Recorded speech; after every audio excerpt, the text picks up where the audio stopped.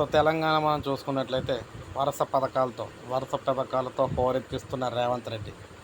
So మీరు చూసుకోవచ్చు ఇక్కడ ముఖ్యంగా మహాలక్ష్మి మహిళలకు ఉచిత బస్, ఆర్టీసీ బస్సులో ఉచిత ప్రయాణం, అదేవిధంగా చేయూత పథకంతో 10 లక్షలు రాజీవ్ ఆరోగ్యశ్రీకి సంబంధించి 10 లక్షలకి అయితే పెంచారు. ఇక గృహజ్యోతితో చూసుకున్నట్లయితే 200 యూనిట్ల వరకు కూడా ఉచిత కరెంట్ అయితే ఇస్తూ ఉన్నారు. ఇక నెక్స్ట్ ఇందిరమ్మ ఇళ్ళు అనమాట. ఇందిరమ్మ ఇండ్లు చూసుకుంటే ఇంటి నిర్మాణానికి 5 లక్షలు సాయం చేయడానికి ఈ కార్యాచరణ అయితే సిద్ధం చేశారు. ఇక మహాలక్ష్మి పథకంలో 500కే గ్యాస్ సిలిండర్ ఈ పథకాన్ని కూడా ప్రారంభించడం అయితే జరిగింది. సో ఇలా మొత్తం అప్పుడే దాదాపు మనం చూసుకుంటే ఐదు పథకాలు అయితే ప్రారంభించడం అయితే జరిగింది. సో మరో కొత్త పథకానికి అయితే శ్రీకారం చుట్టబోతున్నారు.